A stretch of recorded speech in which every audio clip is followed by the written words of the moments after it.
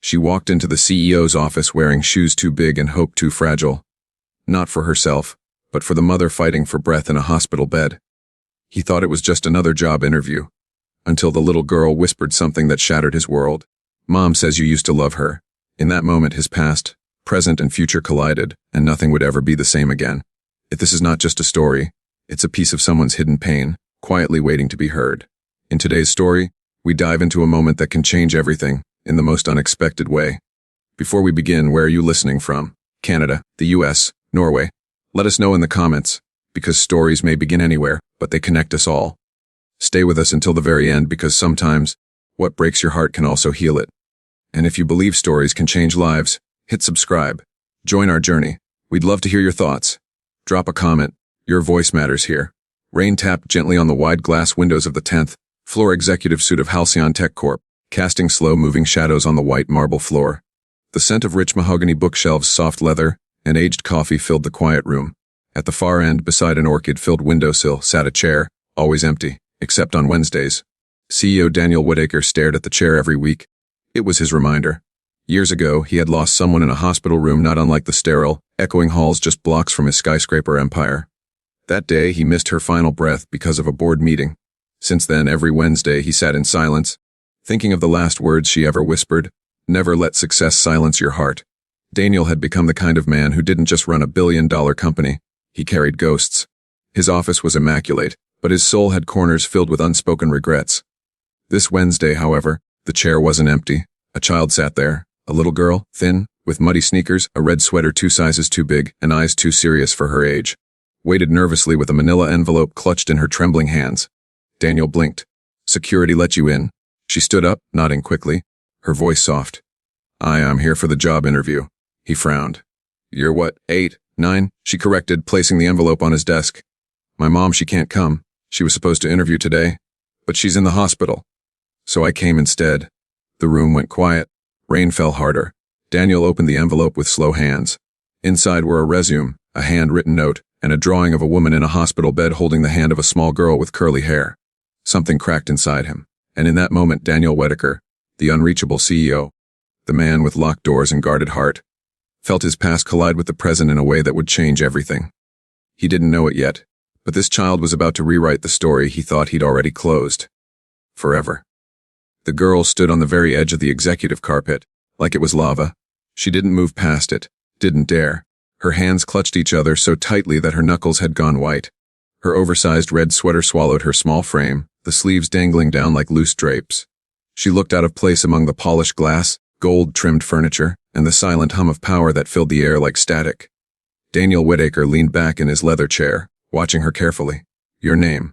he asked softly, not the usual authoritative bark he reserved for late interns and arrogant junior executives. "Lila," she said, voice barely audible. "Lila Jennings." He recognized the last name. He shuffled through the contents of the envelope again and found it Natalie Jennings, scheduled for an interview today for an executive assistant position. Nothing remarkable stood out from the resume at first glance. Mid-30s, single mother, recent employment gap, former HR associate. It was a standard resume, the kind that got a second look only when no one better showed up. But this was different. Daniel folded his hands. "Your mother is in the hospital." Lila nodded. "She fainted this morning. I called an ambulance." Her voice cracked but remained composed. "I knew she wanted this job. She's been practicing all week, so I came. I don't want her to lose her chance." There was a strength behind her words that didn't match her size. "She taught me everything she was going to say," Lila added. "She said she wanted to be brave. I can be brave too." Daniel felt a strange tightening in his chest. This little girl had walked through the pouring rain, past reception, guards, and an elevator ride 20 stories up, just to show up for her mother's job interview. He exhaled, standing slowly, stepping from behind his desk. Kneeling, he came eye to eye with her. "How did you get past security?" "I told the man downstairs that I had an envelope to deliver to Mr. Whitaker personally. I said it was urgent." He looked confused, but then he let me come up. I think he thought I was someone's kid. Daniel couldn't help it. He smiled. "Just barely. You're bold, Lila. My mom says that if you're scared, you should be bold anyway." His smile faded into something more tender. He gestured to the chair by the window. "Would you like some hot chocolate? We can talk for a few minutes. I'd like to know more about your mom." Lila's eyes lit up at the mention of hot chocolate. "Real hot chocolate. Not the powder kind. I'll have my assistant make it from scratch, he promised. As his intercom buzzed and the order went out, Daniel sat beside her, both of them now facing the gray skyline. A silence filled the room, not awkward, but gentle, like they both needed the pause. Leela opened up slowly, about how her mother had been looking for work for months, how they had moved from a one-bedroom apartment to a friend's basement, how Natalie, her mother, spent nights reading business books she borrowed from the library, how she'd pinned sticky notes all over the bathroom mirror with affirmations and interview tips, how she'd kissed Lila's forehead that morning and whispered, "This is our turning point." Daniel was no stranger to hardship, but hearing it from the lips of a child made it real in a way that statistics and charity reports never could. The assistant returned with 2 steaming mugs. Lila took hers carefully, wrapping her hands around it as though it were sacred. She sipped, then gasped. "This is the best hot chocolate I've ever had," she whispered. Daniel laughed softly. Glad to hear that. He looked at her again, not as a disruption in his tightly controlled day, but as a mirror, a reminder of someone he used to be. Someone who once believed people were worth fighting for. "Lila," he said gently, "would you like me to visit your mom at the hospital?" She blinked at him. "You'd do that?" I think it's the least I could do." There was something unspoken between them, a quiet trust forming like a delicate thread. As Daniel stood, Leela pulled something else from her sweater pocket. A small, wrinkled business card. "My mom made this for you. She said if she forgot her words, she'd just give you this." He took the card and read it. It wasn't professional. It wasn't even laminated. Just white cardstock with slightly uneven letters written in pen. "I don't need pity. I need purpose." Natalie Jennings. Daniel stared at it for a long time, and the ghost of his sister's voice echoed again in his ears. "Never let success silence your heart." He looked at Leela. He had no idea that accepting this interview, this interruption, would become the most important decision he'd make all year. And as he reached for his coat and umbrella, preparing to visit a stranger in a hospital room, he didn't know that this woman, this Natalie Jennings, would soon unlock a secret from his past that he had buried long ago. Daniel rarely visited hospitals. He had once donated $500,000 to this very one, Halcyon General, to avoid the guilt of not attending his sister's final moments. Now, as the elevator dinged open on the 3rd floor, he was swallowed by the sterile scent of disinfectant, bleach, and something far more invisible: grief. The walls were white, lined with identical beige doors and fluorescent lights buzzing faintly above. It was too clean, too quiet. Room 306 was at the end of the hall. With every step he took, he heard the click of his polished shoes echo. A strange sound in a place where people walked with soft hope or heavy sorrow. He paused at the door, glanced down at the small crumpled business card still in his hand. "I don't need pity. I need purpose." Then knocked gently. A nurse stepped out just as he reached for the handle. She looked up at him, eyebrows raised. "Family?" she asked. Daniel hesitated. "A friend. I'm here to check on Natalie Jennings." The nurse studied him, his $1,000 coat, the fine watch, the quiet storm in his eyes. "She's awake. Stable. Collapsed due to exhaustion and malnutrition. A few signs of pneumonia. But lucky she got here when she did." His heart sank. She must have been pushing herself too hard for too long. Skipping meals to pay rent. Losing sleep over resumes. Trying to be enough in a world that never stopped asking for more. "She's got a daughter, right?" he asked softly. The nurse nodded. "That little girl hasn't left her side. Curled up in that chair all morning. She finally agreed to rest in the visitor's room. Poor kid looked like she hadn't slept in days." Daniel stepped in. The room was small, lit by natural light streaming through half-drawn blinds. Machines beeped gently at Natalie's bedside. An IV drip glowed faintly with fluid. The woman lying there looked nothing like the resume he had skimmed, nothing like the strong, capable mother Leela had described. But still, there was power in her stillness. Her face was pale, lips dry, chest rising slowly under a hospital blanket. Her long chestnut hair was tangled against the pillow, dark circles beneath her closed eyes. Daniel pulled a chair close and sat down. He wasn't sure why he was there. Maybe to see the woman who raised such a remarkable child. Maybe to answer a question in his soul he didn't know he'd been asking. Or maybe to pay a debt he'd never put into words. She stirred. Her eyes fluttered open slowly, glassy at first, then sharpening with confusion. She saw the strange man sitting beside her and instinctively tried to sit up, only to wince and fall back. "Easy," Daniel said gently, standing halfway. Who are you?" she whispered, voice hoarse. He offered a small smile. "Daniel Whitaker, CEO of Halcyon Tech. You had an interview scheduled with me today." Natalie blinked, then gasped, "My daughter Lila. Is she okay?" Did she actually go?" "She did," he nodded. "And she was incredible." Natalie covered her mouth, tears rising fast. "I told her not to. She's just a child. She shouldn't have gone through that alone." "She wasn't alone," he said gently. She carried you with her. Every word she said was yours. Every sentence had your strength in it. Natalie looked away, swallowing hard. I didn't want pity. Daniel pulled the card from his coat and placed it beside her on the table. You didn't get pity. You got respect. A tear escaped her eye. She wiped it away quickly, embarrassed. I just needed one chance. Just one? He sat back, crossing one leg over the other.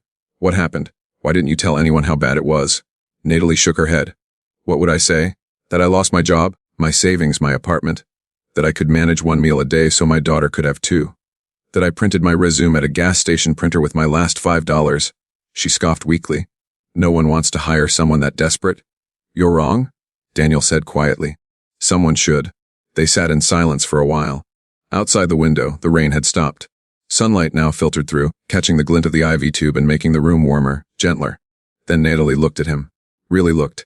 You remind me of someone, she said slowly. My daughter's father. He walked out when I was pregnant. But there's something familiar about you. Daniel stiffened. Natalie studied him, her voice soft and cracking. Have we met before? His heart skipped. No, he lied.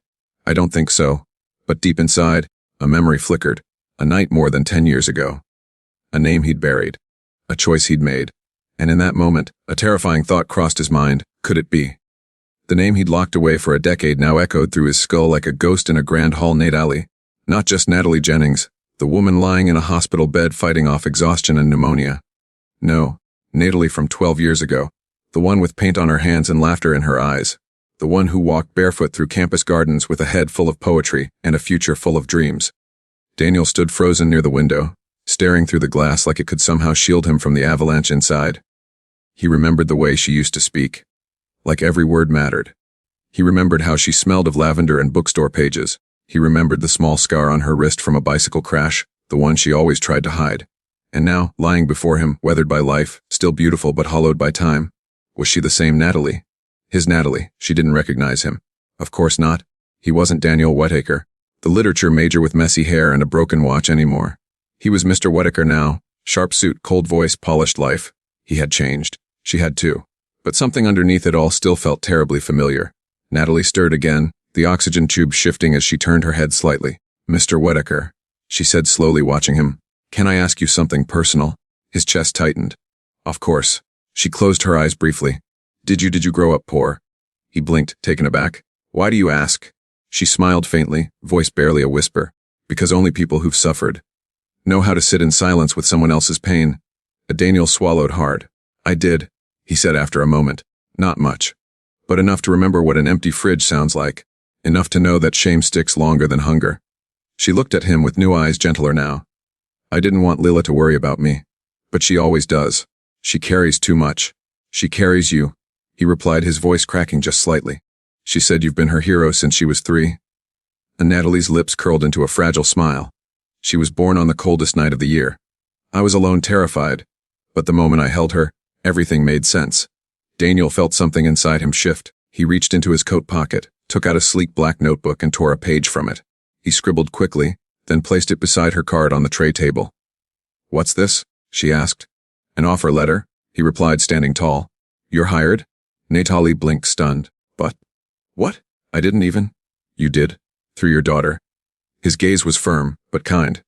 She showed me more about your character than 1,000 interviews ever could. Tears welled in her eyes again, but this time they weren't from shame. They were from something far more fragile, hope. Just then, the door creaked open. Leela stepped in, rubbing her eyes and carrying a half-eaten granola bar. The moment she saw her mother awake, she dropped the snack and raced to the bed. Mummy? Natalie smiled weakly and opened her arms. Leela nestled against her gently, trying not to tangle the tubes. I told you I'd be brave, Leela whispered. You were, Natalie said, brushing a strand of hair from her daughter's face. You were more than brave. You were brilliant. Daniel turned away, his throat burning. He shouldn't be here. Not just because it was unprofessional, but because the feeling in his chest was no longer confusion. It was dread. A sick, growing dread. He remembered the last time he saw Natalie, at a college cafe in Boston. They'd just graduated. She'd told him she loved him. He'd told her he couldn't stay. That he'd been offered a scholarship overseas and had to chase his career. She cried. He walked away. And now, 12 years later, a thought clawed at the back of his mind like a raven at a window. What if the child in front of him wasn't just Natalie's daughter, but his too? He turned to leave. Mr. Whittaker, Leela called softly. He paused at the doorway, hand on the frame. "Thank you," she said. "For everything." Daniel forced a smile and nodded. But as he walked down the sterile hallway, the fluorescent lights above flickering in and out, he felt like he was walking backward through time. Every step echoed with a question he couldn't silence. Had he unknowingly abandoned his own child? And if he had, was it too late to make it right? Daniel didn't return to the office that day. Instead, he sat in his car for over an hour in the underground parking lot of Halcyon General Hospital, staring at the steering wheel as if it held answers. The hum of the city above felt distant, like it belonged to another version of him, one who wasn't unraveling inside. Rain tapped against the windshield again, soft and rhythmic, but it couldn't drown out the question repeating in his head like a drumbeat, "Is she mine?" He replayed every word, every look, every gesture from Natalie and Leela. Leela's eyes, God, those eyes. Hazel with flecks of green. Just like his sister's, just like his. She was articulate, wise beyond her years, fiercely protective of her mother. There were moments, tiny flashes, where he saw himself in her, the stubbornness, the way she squared her shoulders when afraid, how she carried herself like the weight of the world lived on her 9-year-old spine. He opened his phone and pulled up Natalie's resume again. He hadn't noticed it before. Her employment history lined up perfectly. She dropped off the map right after graduation. That was the same year he left for London. The same year he left her. He slammed his palm against the steering wheel. Once hard. The horn blared in frustration. This wasn't supposed to happen. He'd built his life with clean lines, perfect angles. Success without distractions. Wealth without attachments. But now here he was, questioning everything. Not just his past, but his very identity. What if he was Leela's father? And worse, what if Natalie had never told him to protect him? Or what if she had tried, and he'd been too far away, too consumed by ambition, to listen? He needed answers. The next morning, Daniel returned to the hospital. Dressed simply, no coat, no tie, just jeans and a sweatshirt, like he was shedding layers of the CEO he pretended to be. Natalie was sitting up when he entered, sipping broth slowly from a styrofoam cup. Leela sat beside her, drawing something in a sketch pad. They both looked up when he walked in. "Mr. Whitaker," Natalie said with a surprised smile. "Twice in 2 days?" He offered a nervous smile. "I needed to check on my newest employee." Leela giggled. "Mom says she can't believe you were serious." "I was, still am." He sat at the foot of the bed. "You're strong and brave. You'll be an asset to Halcyon." Natalie looked away, shy but grateful. "Thank you? Really?" There was a pause. Leela held up her sketch pad. "I drew your office." Daniel took the pad gently, heart thumping. The drawing was crude but detailed. His large window, the desk, the tall chair. And right there in the middle of it was the empty chair by the window. "You even got the orchid," he murmured. "I like that chair," she said softly. It felt like it was waiting for someone. Daniel looked at Natalie. "Can I talk to you?"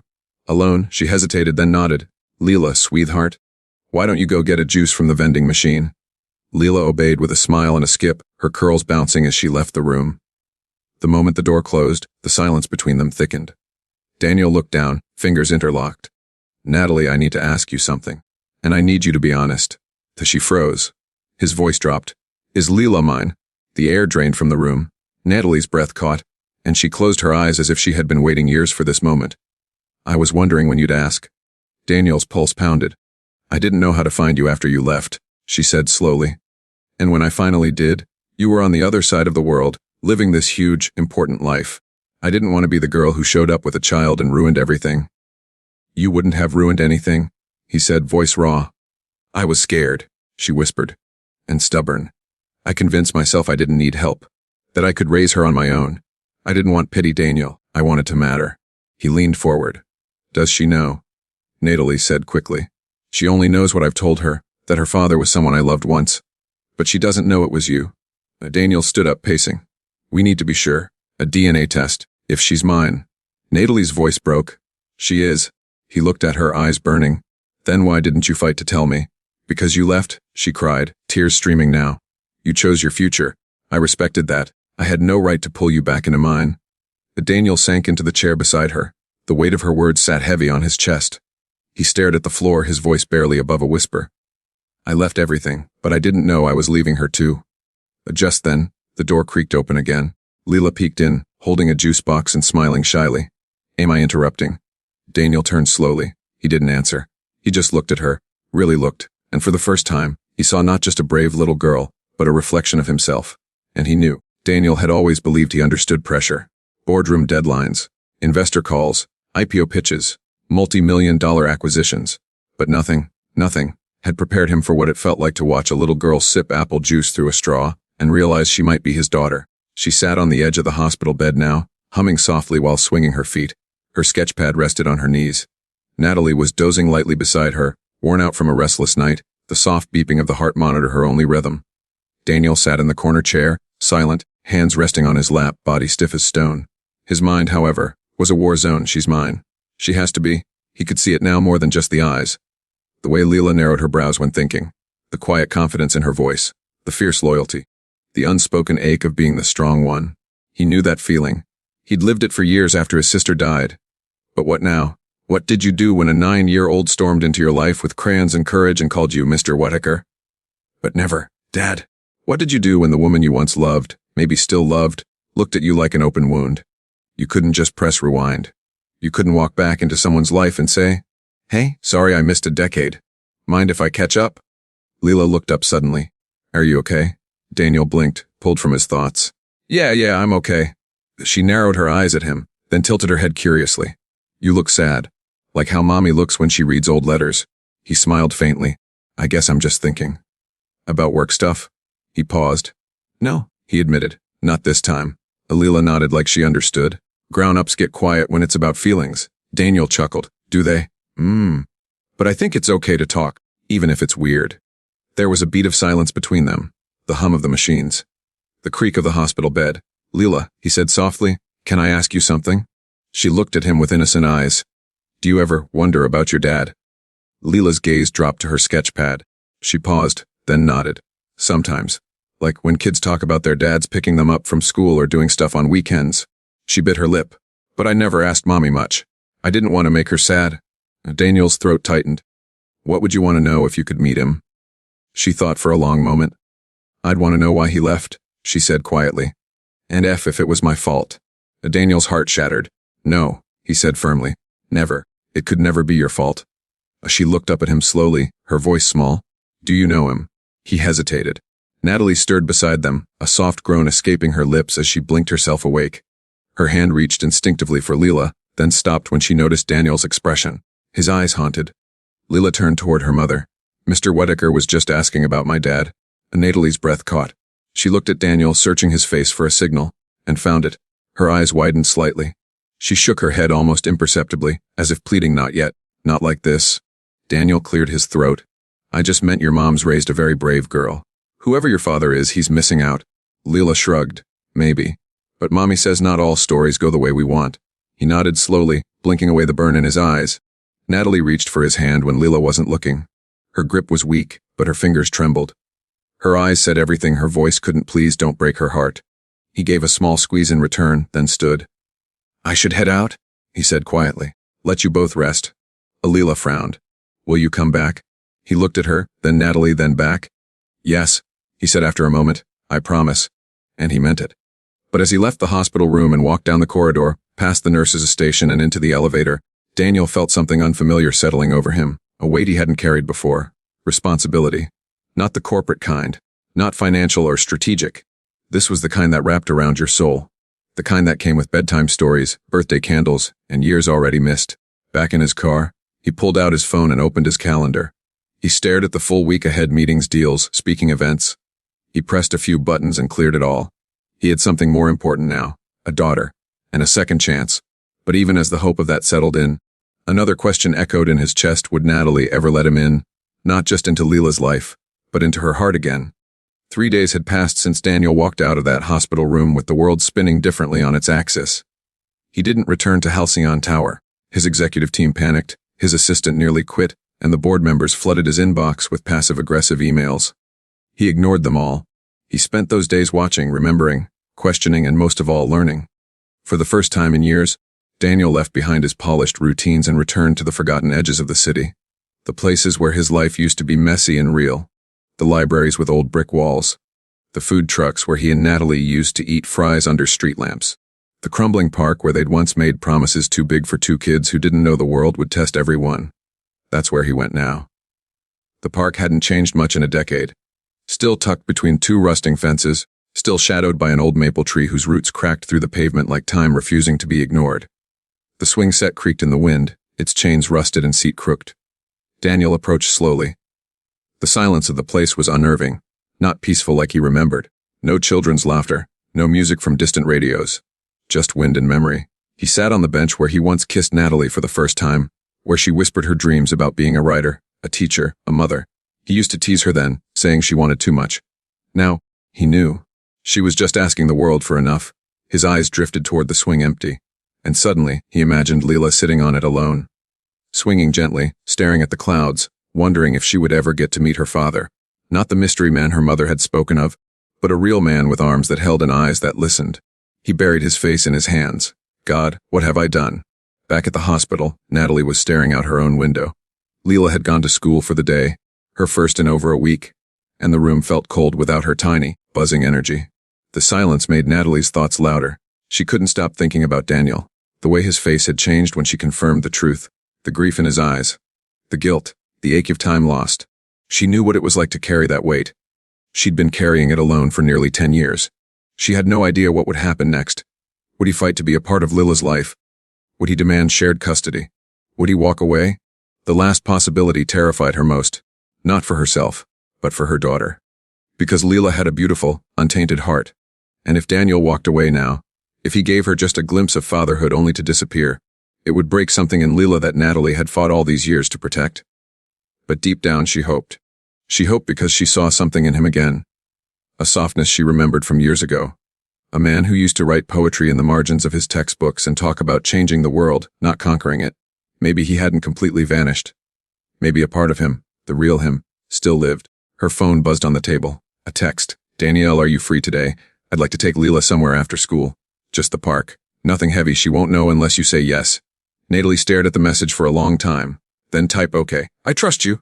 Later that afternoon, Daniel stood by the old swing set, hands stuffed in his coat pockets, watching Leela skip ahead of him, her curls bouncing in rhythm. Is this the park you used to go to? She asked excitedly. He smiled. A long time ago, yes. Before all the tall buildings. Cool, she grinned, running to the swing. She climbed on without hesitation and kicked off. The creaking chains groaned as she rose and dipped through the autumn air. Daniel watched her quietly, as if trying to memorize everything. The lines of her face, the pitch of her laugh, the freedom in her joy. You look like you're thinking again, she teased between giggles. I guess I do that a lot, he chuckled. Mom says people who think too much forget to live. Your mom's smart? He said softly. Do you think you'll ever have a family? The question hit him like a punch. I don't know, he said carefully. Maybe I already do. She frowned. You mean like a sister or something? He smiled faintly. Maybe someone smaller. A little girl who drinks hot chocolate and sits in CEOs' offices. Leela laughed. That'd be funny. Daniel sat on the bench and looked at her, not as a stranger's child anymore, but as someone he already loved. I know I'm not your dad, he said suddenly. Leela slowed the swing. But if you'd ever want me around. To help, to visit, to be a friend. I'd like that.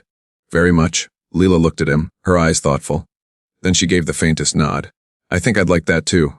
The wind picked up again, brushing golden leaves across the cracked concrete. And for the first time, Daniel felt like he wasn't swinging between two lives. He was landing. The warmth of the park lingered in Daniel's chest long after he dropped Leela off at the hospital. She'd given him a goodbye hug. Not the quick, polite kind she gave to nurses or teachers, but a real one. It was short, but she'd held on just long enough for him to feel it wasn't out of obligation. It was trust. And for Daniel, that changed everything. He sat in his car afterward, frozen in place. The city bustled around him, buses honking, pedestrians hurrying by, sirens in the distance. But it all felt muffled under the weight of what was unfolding inside him. He wasn't just a bystander anymore. He couldn't be. He had missed 9 years of Leela's life. Missed her first words. Her first day of school. Her skinned knees, lost teeth, bedtime stories. And no amount of money, power, or regret could rewind that. But maybe he could earn the next 9. The thought made him grab his phone and dial a number he hadn't called in a long time. Harold, he said when his lawyer picked up. I need to update my will. The man stammered a surprised laugh. Daniel, I thought you were in hiding. Not hiding, Daniel said, watching the clouds drift across the windshield. Just finding? Finding what? My daughter? He whispered. I found her? There was a long pause on the line. Say no more, Harold said at last. Come in tomorrow. We'll get it all sorted. The next day, Daniel stood in the middle of his penthouse apartment and stared at the framed degrees and awards that lined his walls. Every accomplishment looked suddenly hollow. Every accolade won with time he should have spent differently. He was packing a bag, one he hadn't used in years. Not a business briefcase. Not a sleek laptop bag, just a worn, brown leather satchel Natalie had once gifted him when they were both broke and in college. Back then, it had meant everything to him. A symbol of love, of dreams. He ran his fingers along the scratched edges and felt something flicker deep inside. A knock interrupted his thoughts. He opened the door, and everything stopped. There, standing in his hallway, dressed in a suit 2 sizes too expensive for his face, was Benjamin Ward, Natalie's ex-boyfriend. Or rather, the man Natalie had dated briefly after Daniel had left for London. A name Daniel remembered from a single sentence Natalie once said. It didn't last. He wasn't you. But now he was here, uninvited, unsmiling. Can I help you? Daniel asked, every muscle in his body going rigid. Benjamin stepped inside unannounced. I heard about the hospital. Natalie, the girl? Daniel shut the door slowly. Why are you here? I want what's mine. Daniel's jaw clenched. She's not yours. Benjamin smirked coldly. She might be. I dated Natalie around the same time, and I've been thinking, maybe it's time I did the right thing and took care of my daughter. You mean the daughter you've never seen? The one you walked away from without ever looking back? Benjamin didn't flinch. You don't know what happened between me and Natalie. Daniel stepped forward. I know enough. And I know Leela doesn't know you, doesn't trust you, doesn't need you. Benjamin raised an eyebrow. But she knows you. The guy who disappeared before she was born. The words hit Daniel in the gut. But he didn't waver. I'm not perfect, Daniel said softly, but I'm here now. And I will not let you walk in after 9 years and disrupt everything she and Natalie have built. Benjamin's voice lowered. Let's not make this messy. I'm willing to negotiate. You think this is about money? I think it always is. Benjamin replied coolly. Natalie's vulnerable. The girl is a connection. You're a rich man, so if you want to keep things clean, you'll make this worth my silence. Daniel felt something dangerous stir inside him. I should throw you out that door right now. He growled. Benjamin smirked again, adjusting his cufflinks. Be careful, Whittaker. The press would love a story like this. Tech mogul hidden daughter, and a custody battle with an old flame. Clickbait gold. Daniel stepped back, breathing hard, fists clenched. Get out, he said. Benjamin took his time walking toward the door, pausing just before opening it. You think you've won her heart back? He said softly. But Natalie's been hurt. She doesn't trust easy. And girls like her don't stay broken forever. They rebuild. And when they do, they rarely pick the guy who left. With that, he disappeared. Daniel stood there, the silence after the storm far louder than anything Benjamin had said. His blood roared in his ears. His heart thudded like a war drum. But underneath the anger was fear. Was he too late? And now that Benjamin was back, would everything unravel before it even had a chance to begin? Natalie had always believed that healing came in small pieces, never all at once. And today, as she sat by the window of her hospital room, pale sunlight drifting through the blinds, she realized how heavy those pieces had become. Each hour with Leela asleep beside her, each smile from a nurse, each phone call from Daniel, it was like stitching back parts of herself she'd quietly let fall apart. But peace was always temporary. And now it was cracking again. Because clutched in her hand was something she never thought she'd see again, the letter. The one she had written to Daniel 9 years ago but never mailed. It had been buried inside an old notebook, tucked away in the bottom of her suitcase, forgotten during years of chaos and survival. But this morning, while looking for Leela's school forms, she'd opened it by mistake. And there it was, still folded in thirds, her handwriting a little shaky, the paper slightly yellowed. She unfolded it slowly. Daniel, if you're reading this, it means I finally found the courage to tell you the truth. I'm pregnant. I didn't plan it. I didn't expect it. But I already love this child so deeply it terrifies me. I thought about calling you so many times, but I don't want you to feel trapped or obligated. You've worked so hard for your dreams. You deserve to chase them. Still, I need you to know. Even if you never respond, I want you to know that a part of you is growing inside me. And I will love her with everything I have, whether I'm alone or not. Be happy, Daniel. And forgive me. Natalie folded the letter slowly, pressing her hand over her heart. She had almost sent it. Almost. But fear had stopped her. And pride. And the belief that Daniel had already made his choice when he left for London without saying goodbye. Now everything was different. He was present. Trying. And Natalie didn't know what to do with that. The door opened quietly. Daniel stepped in holding 2 cups of coffee, looking more worn than she'd ever seen him. His blazer wrinkled, his eyes tired, his usual armor stripped away. I got you the kind with caramel drizzle, he said with a small smile, placing the cup on her bedside table. Natalie returned the smile faintly, folding the letter under her blanket before he could see it. You look like you haven't slept, she said softly. I haven't, he admitted, pulling up the chair beside her. I had a visitor last night. Her eyes narrowed. Who? Benjamin. The name landed like a stone between them. He showed up at my apartment. Daniel continued. Said he wanted what was his. He mentioned Leela. And you, he wants money or attention. Maybe both. Natalie's face hardened. He's not Leela's father. Not by blood. Not by love. He was there for barely a few months, and only because I was trying to prove to myself that I could move on from you. Daniel's voice dropped. He doesn't care about her. He just sees her as a way in. And Natalie nodded, eyes distant. He threatened me once. Said if I ever told anyone the truth about Leela's father, he'd ruin my life. I think I believed him back then. Daniel leaned forward. He won't touch her. I promise you. I'll make sure of it.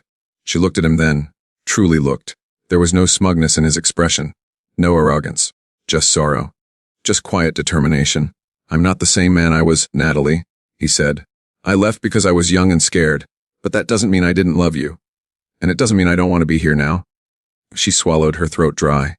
You say that now. But what about 5 years from now? When you've rebuilt your routines and moved on? I'll still be here, he whispered. Even if I'm not what you want, I want to be what Leela needs.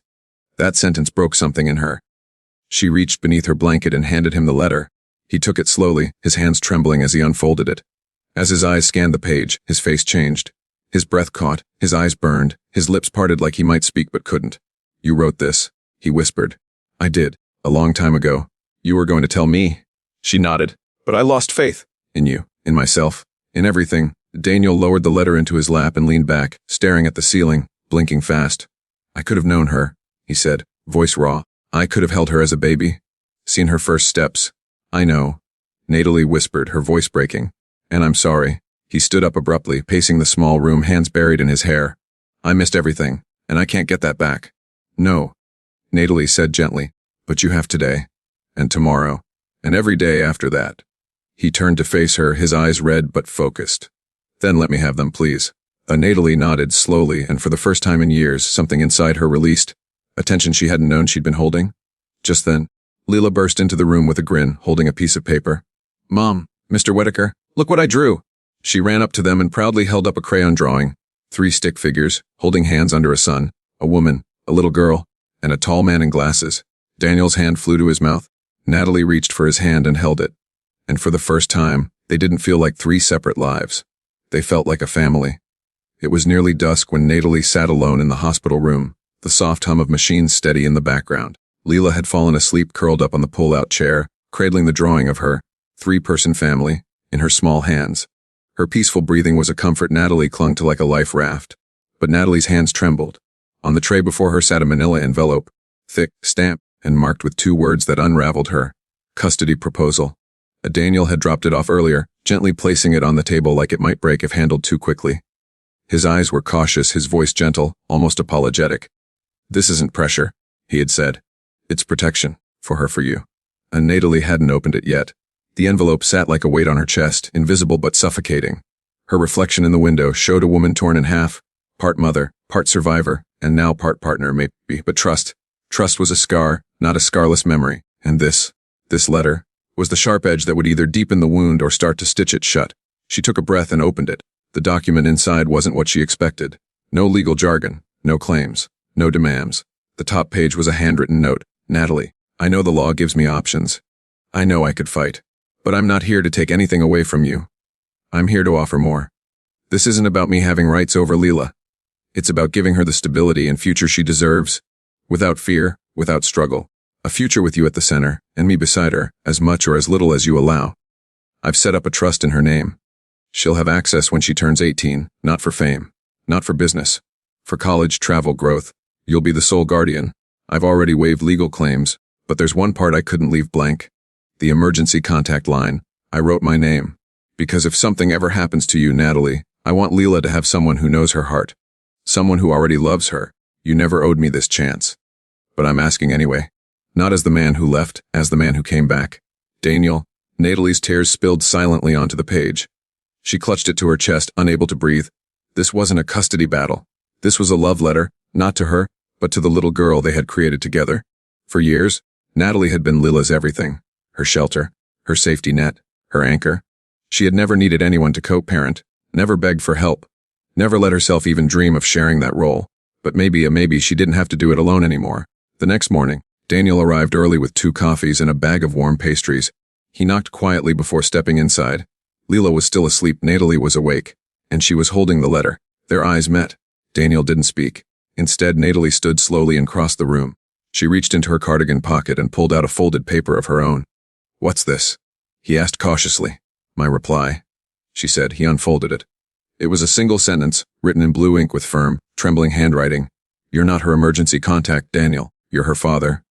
Daniel stared at the words, and something deep within him shattered.